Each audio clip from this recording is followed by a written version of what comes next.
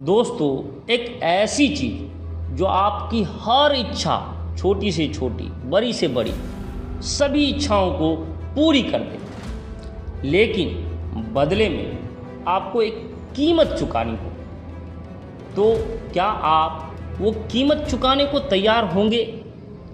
यदि आप कीमत चुकाने को तैयार हैं तो चलिए जानते हैं इस रहस्य के बारे में। कालपुर गांव में रामलाल, सुमित्रा और उनका बेटा अर्जुन रहता था। एक सर्द रात थी। वे लोग बैठकर आग के सामने ताश खेल रहे थे। तभी उनके पुराने दोस्त मेजर रघुवीर सिंह, जो कि राजस्थान में रेगिस्तान में पोस्टेड थे, छुट्टियों में घर आए हुए थे। उनसे मिलने आए। उनके हाथ में एक रहस्यमय बंदर का पंजा था। क्या आप विश्वास करोगे दोस्तों, एक सूखा पंजा आपकी ज़िंदगी बदल सकता है या उसे बर्बाद कर सकता है? रघुवीर ने श्यामलाल से कहा, ये पंजा जादुई है मेरे दोस्त। यह तुम्हारी 3 इच्छा पूरी करेगा, लेकिन हर इच्छा की एक कीमत होगी, और कीमत इतनी भयानक होगी कि इच्छा मांगने वाला व्यक्ति जीवन भर पछताएगा। रामलाल ने मजाक उड़ाया, ऐसा नहीं होता। लेकिन सुमित्रा की आंखों में लालच साफ दिख रही थी। अर्जुन ने भी उस पंजे को छुआ। जैसे ही उसने उस पंजे को छुआ, एक अजीब सी सिहरन महसूस हुई, जैसे कोई उसकी आत्मा को टटोल कर देख रहा हो। रघुवीर ने चेतावनी दी रामलाल को। कहा, दोस्त, इसे अपने पास मत रखना, इसे कहीं फिकवा देना, क्योंकि इसने मेरी भी ज़िंदगी नर्क बना दी है और मैं जा रहा हूँ। इतना कहकर वहाँ से रघुवीर सिंह चले गए। क्या दोस्तों, आप ऐसी शक्ति को आजमाएंगे जो आपके सपने को सच कर दे, लेकिन आपके सबसे बुरे डर को भी उजागर कर दे? रघुवीर सिंह के जाने के बाद रामलाल ने मजाक में ही पहली बार एक इच्छा मांगी।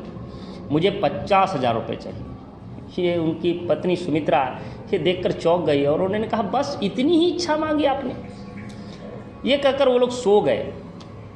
सुबह जब वो उठे तो एक अजनबी ने उन्हें आकर बताया कि अर्जुन की फैक्ट्री में एक हादसा हुआ है, कई मजदूर घायल हो गए हैं और मुआवजे के तौर पर आपको 50,000 रुपये मिले हैं। क्या यह एक संयोग था दोस्तों, या पंजे की ताकत थी? जब हर रात अजीब सी आवाज़ें सुनाई दे, खटखट आहटें, साया, क्या आप उस पंजे को दोबारा छूने की हिम्मत करेंगे? रामलाल, सुमित्रा वगैरह उनका परिवार जो है वह पहले जैसा नहीं था।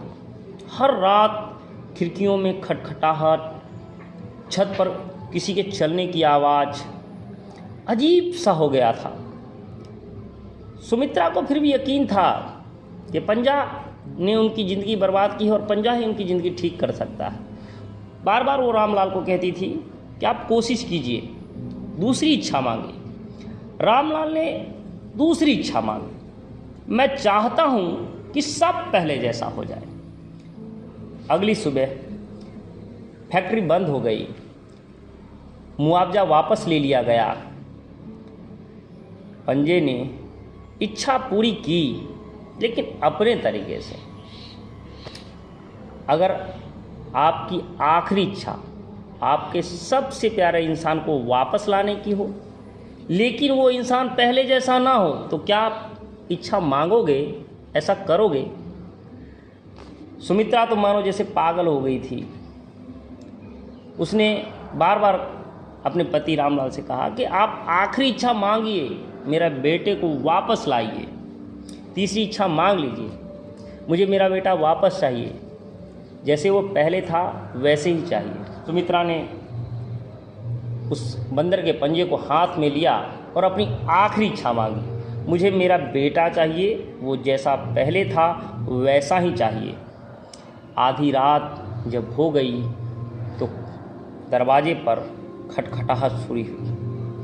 कुछ फुसफुसाहट के साथ खट खट खट की जोर जोर से आवाज़ सुमित्रा को सुनाई देने लगी। सुमित्रा खुशी से चीखी, मेरा बेटा अर्जुन आ गया है। लेकिन रामलाल के चेहरे सफ़ेद पड़ चुके थे। उसने सुना था कि पंजा इच्छाएं पूरी करता है, लेकिन एक ट्विस्ट के साथ।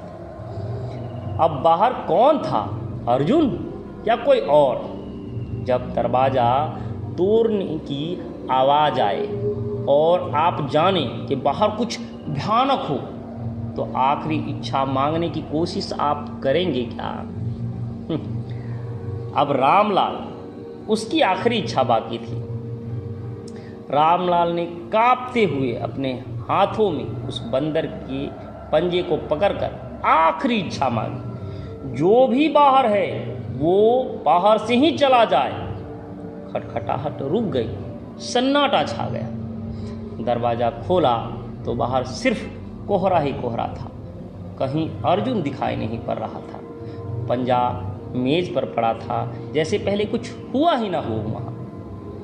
क्या आप उस पंजे को छुएंगे जो आप कहीं अभी आपका इंतज़ार कर रहा हो, आपकी इच्छाओं को पूरी करने के लिए या आपको बर्बाद करने के लिए?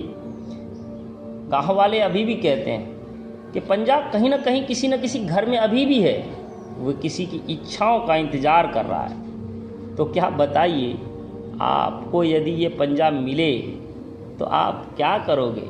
इच्छा मांगोगे? कमेंट ज़रूर कीजिएगा।